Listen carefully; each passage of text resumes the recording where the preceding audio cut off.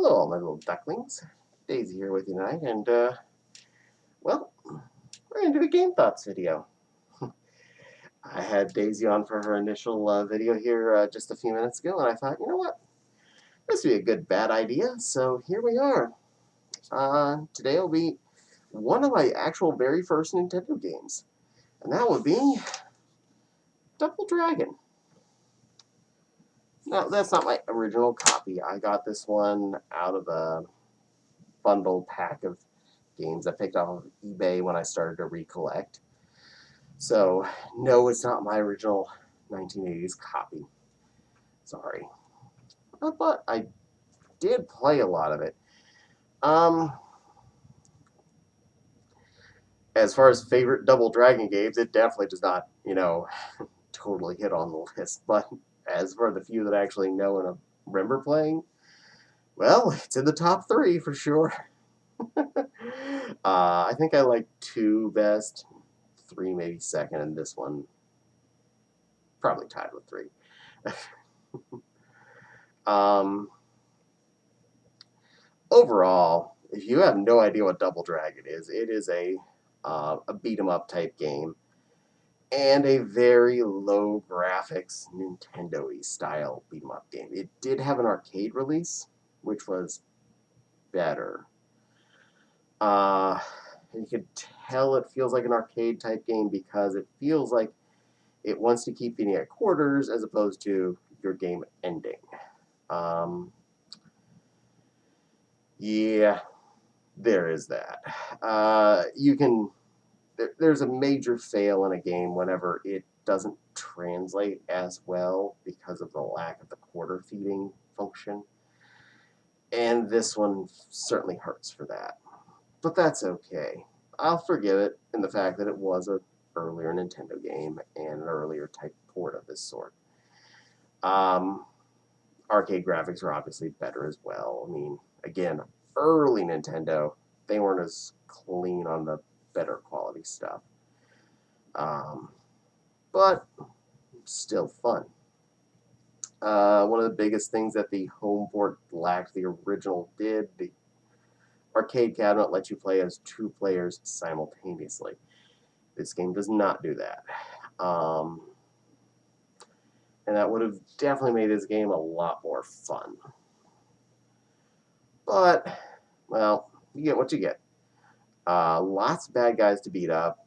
Bad guys are definitely punch sponge. Oftentimes we refer to them as bullet sponges in shooter games nowadays when they take too many hits.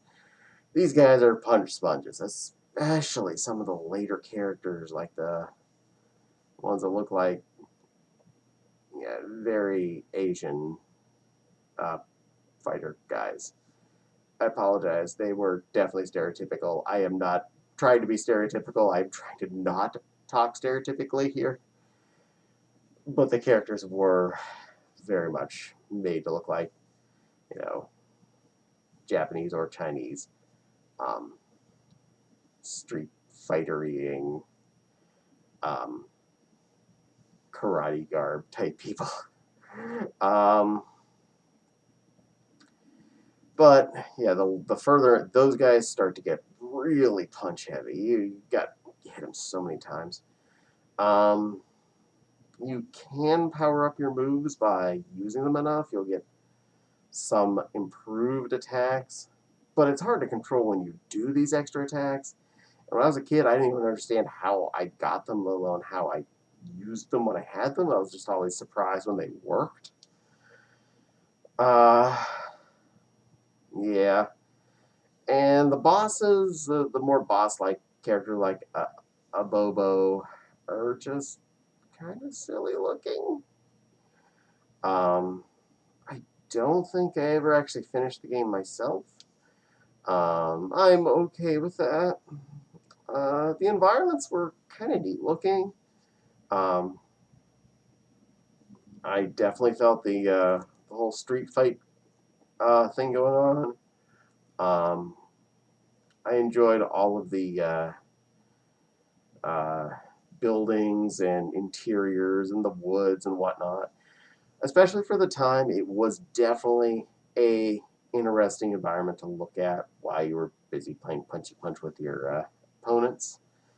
The occasionally dropped weapon were kind of nice attributes like baseball bats and whips, and knives which were only allowed to be thrown. You could not stab with the knife, but you could throw the knife. Didn't quite understand that. If I'd had a knife, I'd have kept it in my hand. Why am I just going to throw away my weapon, for which the bad guy can then pick up and throw back at me? Since getting a knife stabbed into you apparently doesn't kill you in this game, it just takes off some of your health. Oh, that's just a knife wound. I'm okay. I'm good. It's just a little knife sticking out of my chest. We're good. We're okay. There's one in your head too. Ah, it's all right. I could take several hits. There's a knife. No, anyway. So it's not really on my recommends list. But I did have enough fun with it as a kid. I didn't hate it, but it was definitely not the thing I put into play on purpose most of the time. Generally, I would throw in the Mario or I think I'd Link around the same time too, and Xanadu. So it really got a side burner. I didn't have to play it, so as in it wasn't like the only new game I had at the moment. So it definitely did not get the love and adoration that it could have if it was the only new game at the time. Even then, I probably would have gone trying to find something on TV if I played too much of it, because, yeah, not really my biggest genre, but funny, I like the Turtles game, but then again, I'm playing with Turtles, then I'm playing with a character set that I specifically have an enjoyment for by default. Whereas this, it was just guy in blue and guy in red. Ooh, fighting against people. Yep. Yeah, Turtles is better. Anyway, did you play this game when it was new and or at any point? And or enjoy it? Um, Either arcade or home port. I'm good with either.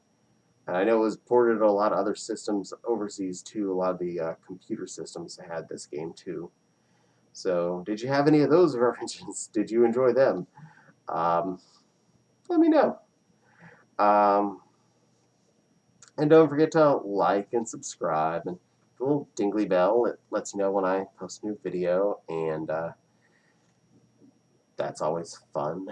Um, and my Patreon link is in the description below. It does help support the channel, helps me afford stupid things like a new Daisy Duck head here that I just got.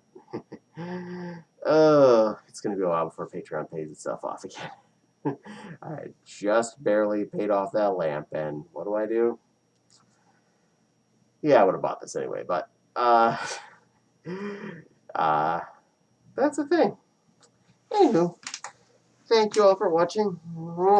I hope you're all having a duckylicious day, and I'll see you all again on the next video.